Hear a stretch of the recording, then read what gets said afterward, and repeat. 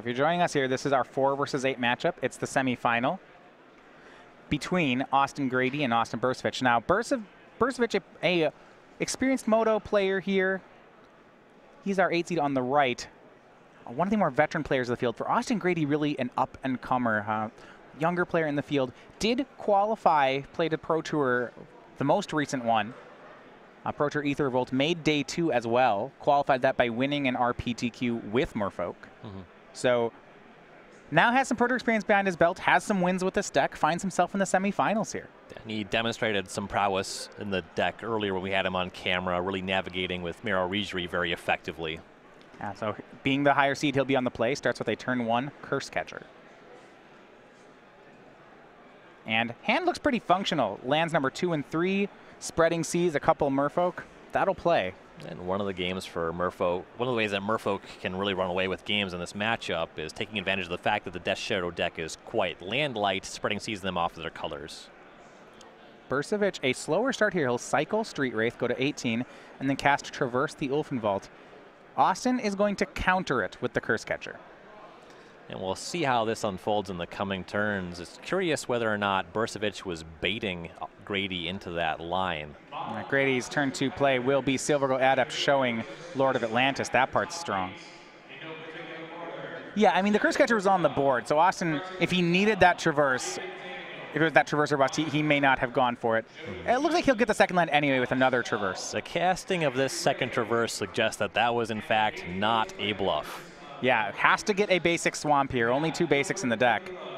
And if that is a Spreading Seas in Austin's hand, or in Grady's hand, rather, that could deal a lot of damage if it's not Thought Seized. Oh, yes.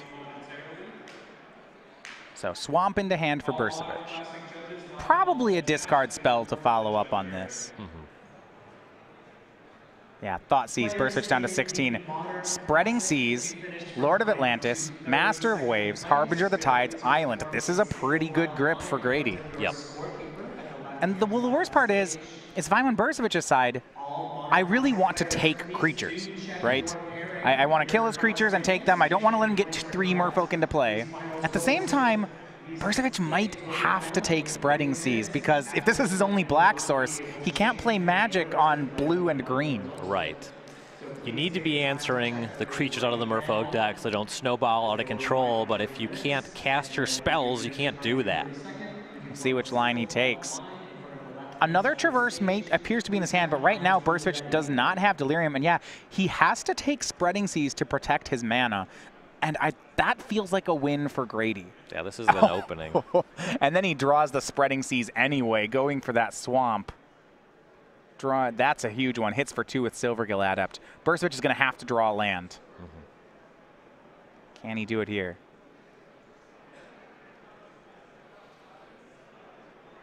Looks like Abrupt Decay. No, he just passes. Grady going to try to bring this one in. No 4th land yet. But he'll play Master of the Pearl Trident. Silvergill Adept pumps up to a 3/2. A swing will put Bursavich down to 11. Grady drew Dismember as well, so if there's a Tarmogoyf on Bursavich's side, that may not work either.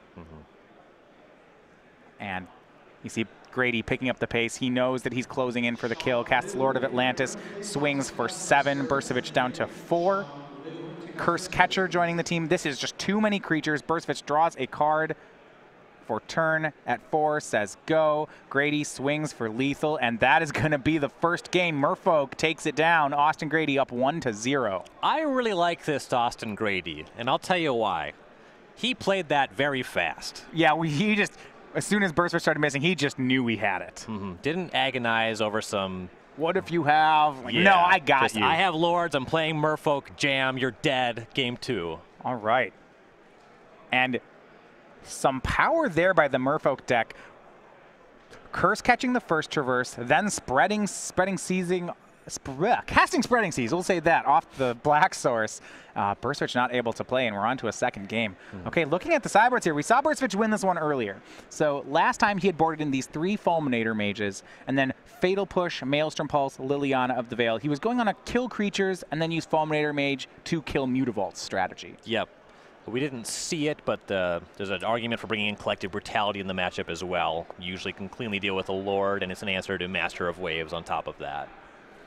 On Grady's side, we have 4 Hurkyl's Recall, 4 Tidebinder Mage, 3 Relic of Progenitus, 2 Unified Will, and 2 Dispel.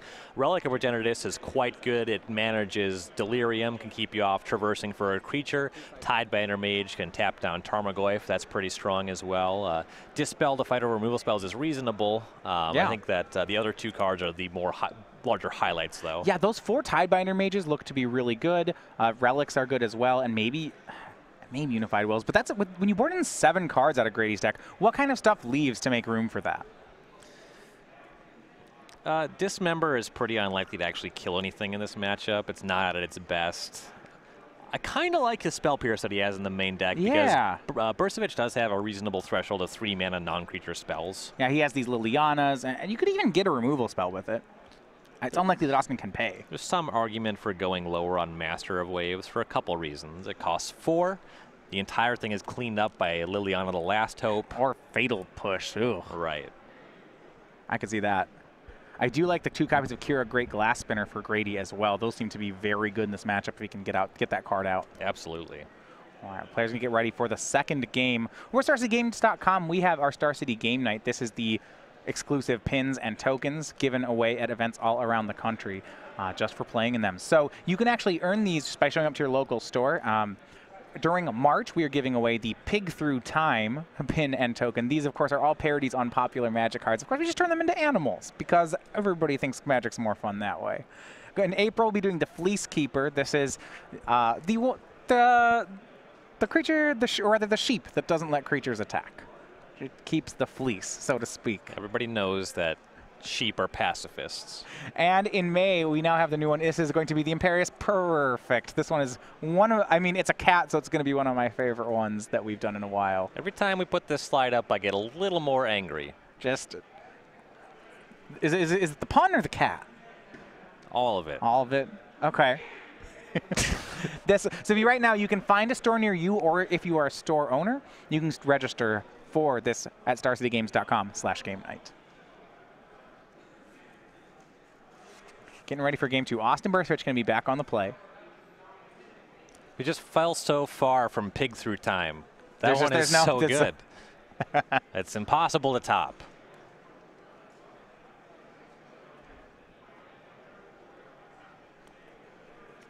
Fleece Keeper's pretty good too. Yeah.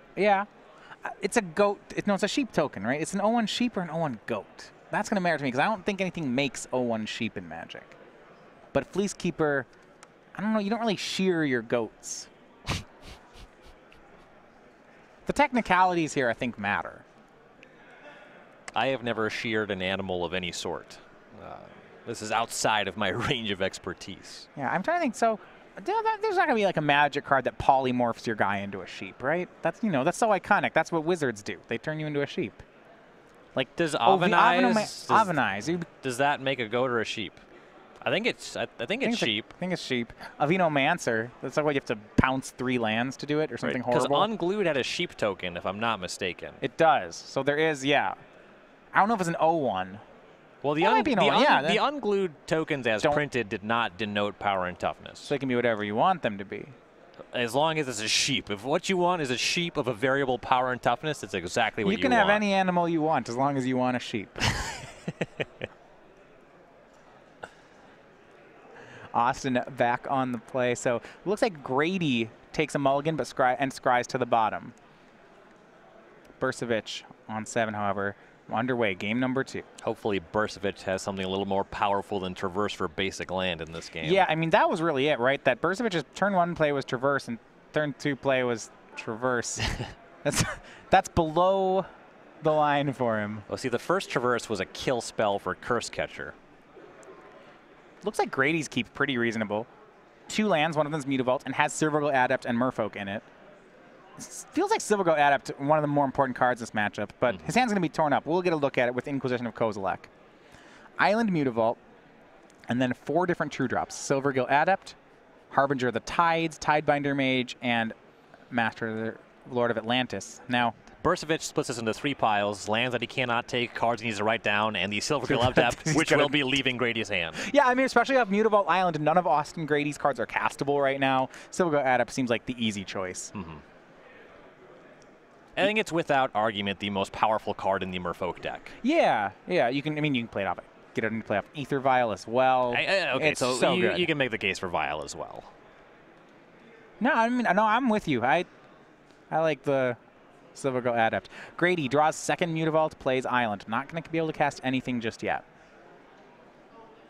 So Bursavich punched a good hole in Grady's hand. Now will he be able to do more? Another Thoughtseize shows the hand. This is medium at this point. As soon as I don't see that much of a difference between all of Austin's 2-drops. Tiebinder Mage is likely the potential to matter the most, but as long as Austin has a removal spell for that, he just gets to untap any Tarmogoyf he produces anyway. Yeah, takes Lord of Atlantis. See if he has another land drop, though. Looks like the answer is yes. Stomping Ground, he'll shock. See if he's going to cast anything or if he's just shocking. Looks like just taking 2. Yeah, he's trying to reason how much, if any, damage Grady can deal to him, because he wants to be able to get a Death Shadow online. And this is interesting. Grady drew the second island, but just makes Mutavault for the turn anyway. I suppose his other 2-drops aren't exciting. Harbinger of the Tides and Tidebinder Mage. And also, if Bursavich just had a Tarfire there, you let him use his mana more efficiently. Another discard spell for Bursavich. It's Inquisition of Kozilek. At this point, I don't think that these discard spells are particularly damaging. If Austin's trading his whole hand, if these two players are trading both their hands, the fact that Grady has 2 Mutavaults is going to have to come up. Yeah, Bursavich is probably drawing a couple too many discard spells. He'd like to get a threat online as soon as possible. Plays basic forest, says go. He's actually a ways away from Traverse as well. Yeah, just a pile of sorceries there in the wooded foothills. Austin Grady, second Mutavault, swings his first Mutavault, and that's actually going to connect Bursavich down to 11. Hand for Grady is Island, Tidebinder Mage. And the potential upside of being able to swing the tempo with the Harbinger of the Tides, to have a Tarmogoyf with a Tidebinder Mage, that's another reason to go for this Mutavault plan over casting either of those cards. Now, does Grady have to be careful about these chip shots on Mutavaults? Because you see Bursavich now has Death Shadow. He has gotten Death Shadow in range. You know, it's now castable. That wooded foothills would have made that so anyway. A lot of islands for Grady. Hand 3 islands on a Tidebinder. Looking at ways to kill Death Shadow. For Austin Grady, it is currently in Dismember range. Grady's gonna activate Mutavault and swing. Now, this is interesting. This is a bluff, and it's gonna work. I like this play from Grady, right? So if Austin Bursavich actually blocked and just sacrificed the wooded foothills, this Mutavault would be dead. So what stopped Austin from making the call here? Makes his Death Shadow larger by not blocking. So it actually just wants to take damage. It seems like both players want the same thing here.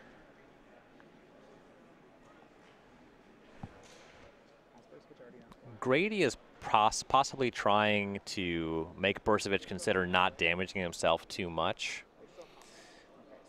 If he chips in with the Mutavault, he might incentivize Bursavich to try to conserve some life points, which will slow Bursavich's clock against Grady.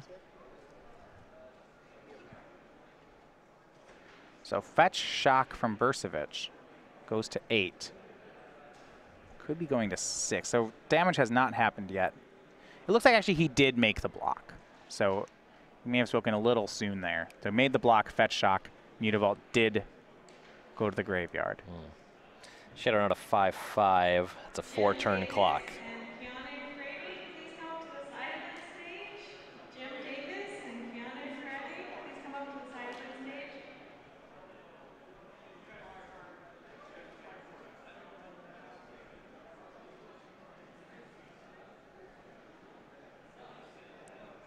And I get it, if Grady's in a spot of a weaker position, that kind of bluff had the potential to get some damage in. I guess it seems unlikely that Bursavich wouldn't have called. Grady just does not have the tools that he needs to win this game by just playing it heads up. So I do like that he's trying to eke some advantage by making, interesting plays. Death Shadow going to go to work. It's a 5-5. Grady will take, going to 15. Follow-up here from Bursavich is going to be a Liliana. It's Liliana of the Veil. Well, that's not really a problem for Grady. There's plenty of islands to discard. Bursavich discards a fetch land. And now I think if you're in Grady's spot, you kind of wish you had that second Mutavault. You could kill Liliana. He drew Spreading Seas for the turn, so he can cut Bursavich off of red mana with it and use Mutavault. The Spreading Seas is not nothing, though. All the threats in Bursavich's deck cost only green and black mana, and Bursavich already has a significant board position. Yeah, he's going to need, Grady will need more.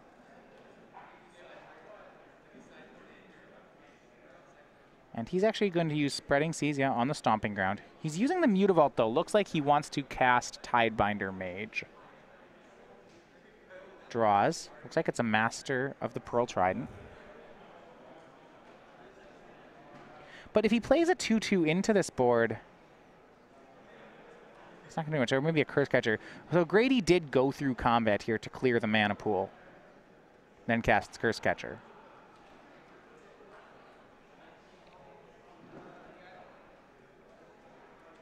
Maelstrom Pulse. Looks like Teamer Battle Rage in Austin's hand. So the Battle Rage is offline now, but conveniently, Liliana allows him to just discard that one.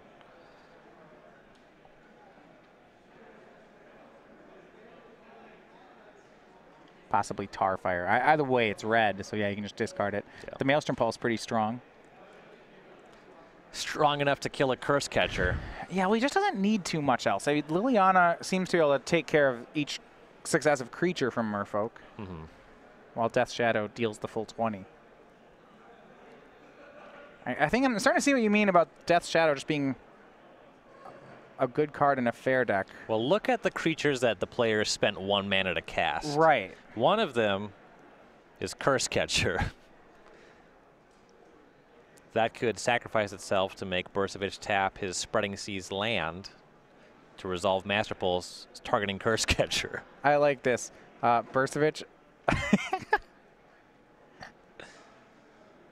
Oh, so the Pulse was targeting Spreading Seas. Grady sacrificed Curse Catcher anyway. And then Bursavich swings in with Shadow. Yeah, I mean, this actually, it's interesting because now that Bursavich paid, he can't plus the Liliana because he would lose his Tarfire. It looks like he's going to do it anyway. Yeah, that's fine. And Grady gets rid of another island. Or perhaps the Tidebinder Mage. Yeah, he's actually empty-handed as well. Unified Will not really going to play here anymore. Nope.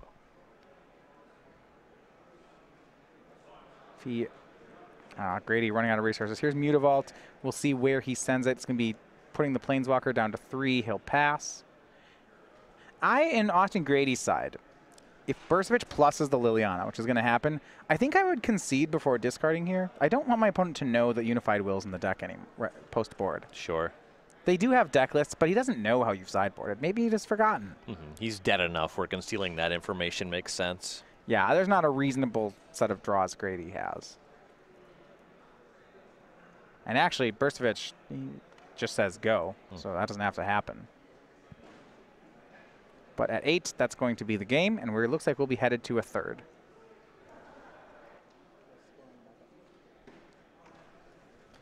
So Grady drew one of his many 2-mana 2/2s, so he gets to chip into the Liliana, cast that, and see what happens, though. With Bursavich not discarding the Liliana, he's got something good hanging out.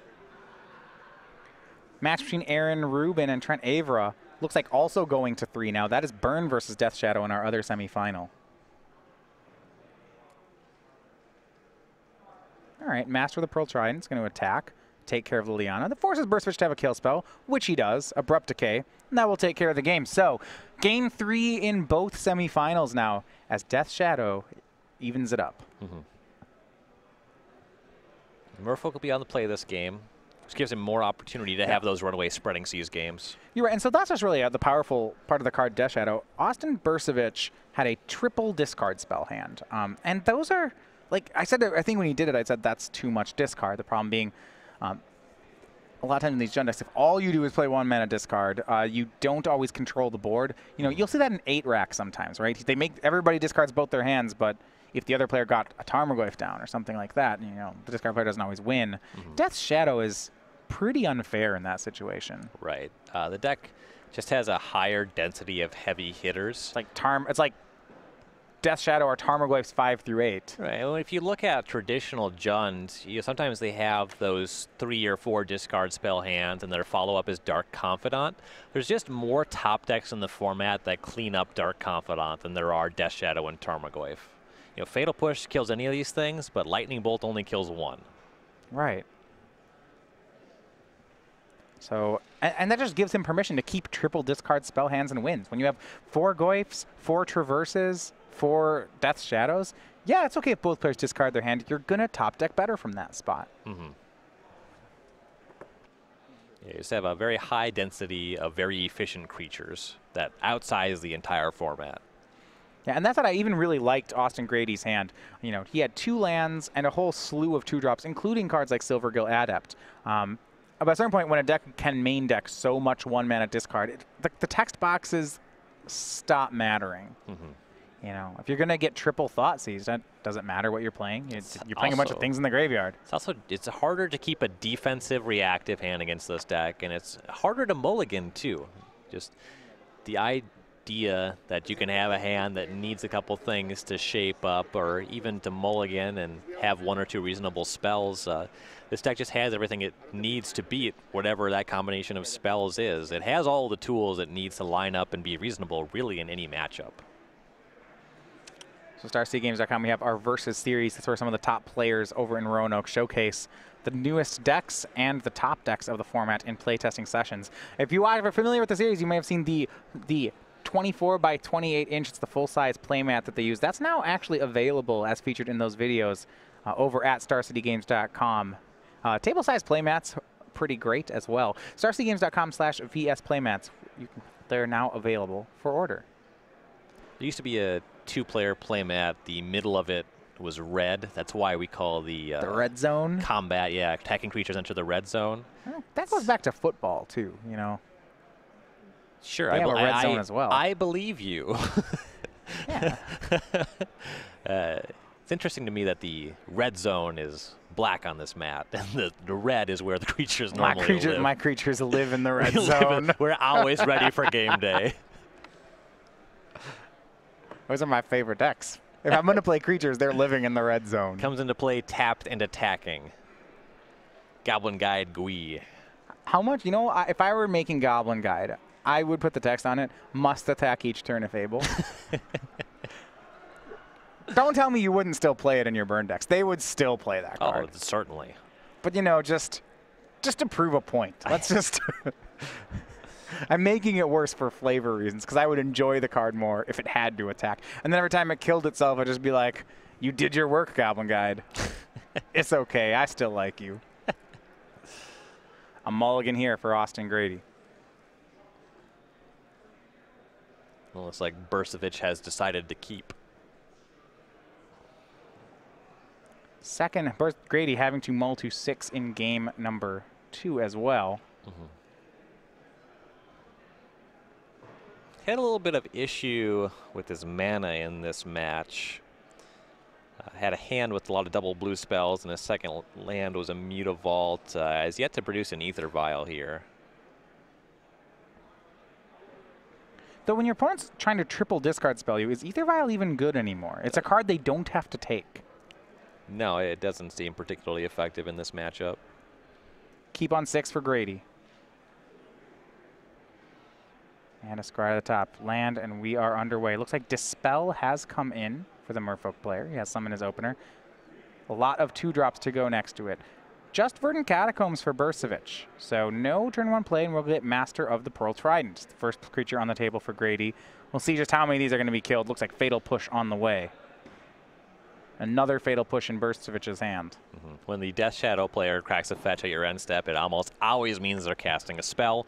Just the nature of the deck, their duels enter the battlefield untapped.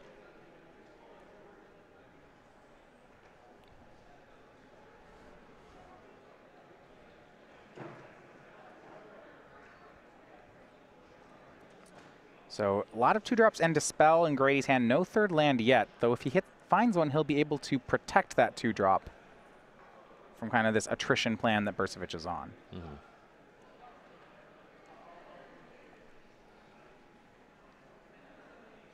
Inquisition of Kozilek, so we'll get a look. Dispel, Tidebinder Mage, Harbinger of the Tides, Lord of Atlantis. It's a lot easier to beat Dispel when you know about it. You know, and this is one of the things that Merfolk is struggling with. Bursavich's deck seems to be between, you know, pushes, Tarfires, Inquisitions, and Thoughtseize. It's just too good at this trading. You know, Austin Bursavich is going to trade cards 2 or 3 times in the early game. And when they're done, Grady will just have, you know, Tidebinder Mage. It's a 2-2. There are matchups where it feels a lot worse to have Tarfire in your deck than Lightning Bolt. Yeah, plenty of matchups where you don't want either, but this is a matchup where both of them do the same job. It's kind of like having more Fatal Push. Yeah, so you have 16 cards that trade on 1 mana. You see Bursavich taking Dispel. That's a huge show of strength. Yeah, it must be full up on removal spells. Well, right, if you leave Austin with all these 2-drops, Austin can only play 1 card per turn. And if you have some removal spells, the only thing you're losing to is if Grady starts, maybe plays a Merfolk, protects it with Dispel, top decks another Dispel. Particularly if Bursavich has a Kolaghan's Command. Yeah, and look, I mean, once again, it's 3 trades, right? Turn 1, Fatal Push, turn 2, Inquisition, Inquisition. So this is very similar to the triple discard spell we saw last game. Bursavich is +2 cards. Grady mulliganed, and Bursavich is on the draw. He's left Grady with a pair of 2/2s for 2. But there is one thing, and that's this draw that Grady had just picked up that could change the shape of the game. Kira, great glass spinner. He does need a 3rd land, but when that one's on the battlefield, takes 2 kill spells to solve any of your creatures. He needs that land, and he has to have it before, you know, Austin makes him discard it. Which right. Also on the battlefield, it can be vulnerable to Liliana of the Veil. So Bursavich down to 11 on a fetch land. Looks like a Liliana of some flavor. We'll see which one. Neither are good news for Grady. Veil seems like the one he really can't beat. On the current board state, yeah, Veil is certainly more powerful. Looks like Kolaghan's Command, 2 damage and discard a card. So he's just going to hang on to Kira and just hope to draw that land. That seems like he's going to discard Kira. I don't know. I mean, now, yeah, he draws the land here. Ugh. Yeah. He kind of had 2 bad options. Yeah, I mean, I think I like keeping Kira there just because that card is the best card here. I mean, yes, maybe Bursavich has Liliana of the Veil, and none of this matters. But I really, you know, on this board, I like Kira so much more than anything else. Right. I'm inclined to agree. All right, we now have our first finalist, Trent Avra, playing Burn. He is your winner in 3. He is now into the finals. And we see both players trading land drops. 2 copies of Harbinger of the Tides for Austin Grady. He's going to make one on the end step of Bursavich's turn. And he'll go ahead and attack with it. Bursavich down to 9. Curse Catcher and another Harbinger in play for Grady, or in hand rather for Grady. Kind of interesting to see if he wants to put that Curse Catcher out there. It's not going to counter any spells, but it turns up his clock. But it does not allow him to flash in the other Harbinger. Yeah, it's interesting here. Check on Harbinger of the Tides whether you can target your own creatures guy. with it. That's exactly what I was It's been a wondering. change in templating where I don't know if this one allows you to do that. Thoughtseize from Bursavich. Grady will flash into play a Harbinger of the Tides. I'm actually a little interested here. You see Curse Catcher, the last card. Whether or not, you know, Grady's doing this end step game here. It's possible that he could have just been playing all these, you know, just 2 mana, 2 mana, 1 mana. And it looks like, no, you can only target your opponent's things with this card. Tarmogoyf for Bursavich, and he also has a Maelstrom Pulse in hand. Things are looking good for him again. But I want to go back to that turn with the Kira. If Grady had a Kira in play, I wonder how different this game would be. You know, that Maelstrom Pulse wouldn't do anything. Yeah. You know, you couldn't anticipate that the island was on top of his deck, but I think in terms of risk You just have to assessment, play the for Kira, it. yeah, I think it just had a higher ceiling there. So Tidebinder made off the top for Grady. That will tap down Tarmogoyf. Here's a swing with 2 Harbingers to put Bursavich down to 3. This is actually a scary situation for Bursavich. Yeah, he needs to... Well, the Maelstrom Pulse can deal with the 2 creatures of the same name. He does have to substitute to... Yeah. This fetch land better be finding a castable 1-mana spell. Yeah. Goes down to 2. Okay, so if he has a Fatal Push in hand, he has the board taken care of. And he does, so it's push for the Tidebinder Mage. Tarmogoyf untaps. He's got Pulse for the 2 Harbingers. So far, so good.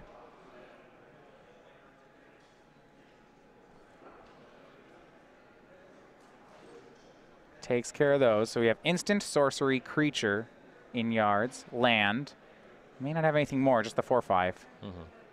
Swings for 4. So he goes to work. Grady down to 16 with Bursavich at a very low 2. Some matchups where 4/5 is a Tarmogoyf ceiling, but it's kind of small for the Death Shadow deck. Grady draws a card. Looks like a colorless card. I think he'd hope it's not Aether Vial. That'd be an unfortunate top deck. Not what he wants. Goes down to 12. Draws Mutavault. He'll play that one. That's a lethal attacker. You see Bursavich, one of his cards in hand, Thought Seize. Certainly not castable anymore. No.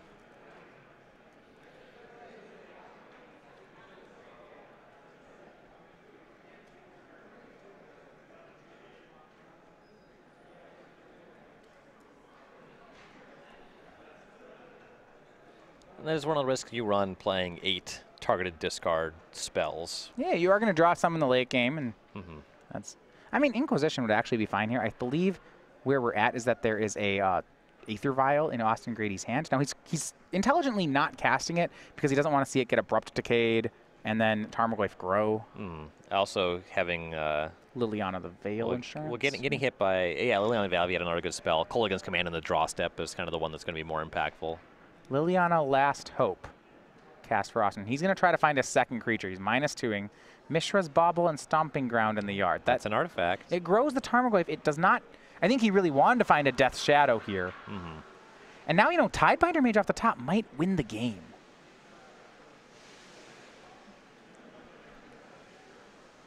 So that Spell Pierce that Grady just picked up is interesting because Bursavich controls his basic swamp and he has an uncracked Bloodstained Mire.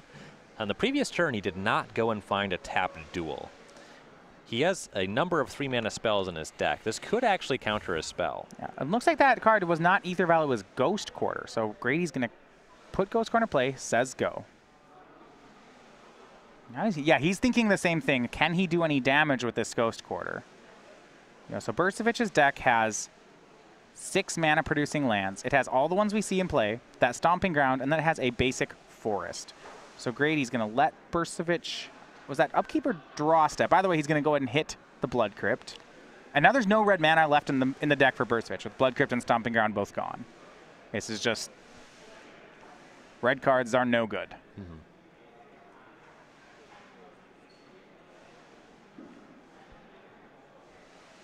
In fact, that Bloodstained Mire in play for Austin, don't count that as a land. There's nothing left in his deck he can get. Yep, that's just nothing. It can trigger Revolt. Yep. That's not really even necessary. You see a plus of Liliana, and with no other creature, Austin has to just pass. Another Ghost Quarter for Grady. That's just a strip mine. Now, I don't know if it does anything here. It's going to use it. Well, Overgrown Tomb. Now he can Spell Pierce to traverse the Ilvenwald and eat entire turn of Bursavich's. Sure. Looks like Fatal Push, though, the pickup for Bursavich. That's pretty huge. Means Bursavich can start attacking again. Fatal Push is an answer for Mutavault. Unless, of course, Grady has a Dispel, something like that. Then Bursavich would lose. We'll see if he wants to take that risk. Yeah. For the record, that Tarmogoyf die at the top, not accurate right now. It is a, you see they're checking, it is a 5/6 from Mishra's Bauble. We have the big 4, creature, land, instant, sorcery. The bonus one of Artifact is in the graveyard. So I'm interested, will Bursavich take the risk here? Oh, he's Street got Wraith too. Street Street Wraith, Wraith. Thoughtseize, just all the hits. Liliana's going to go looking for maybe a Death Shadow, something. Mills Painful Truth. Hey, there's another Tarmogoyf. He'll put that in hand quickly. Yes, that was excellent. Swings with Tarmogoyf. Puts Grady down to 6. Yeah, that milled another one. So plays a Tarmogoyf. Now, Tidebinder Mage off the top, Ryan, I believe wins the game. Yeah, Tidebinder Mage, Mutavault, Spell Pierce. He has the mana to do all 3 of those things in one turn. It's Master of the Pearl Trident. That was so close. There's no island, though, in play for Bursavich.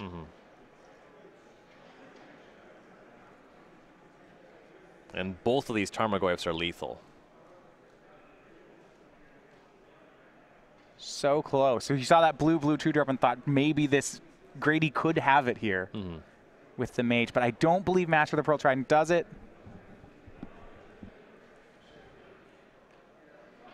He's going to go cast the Master.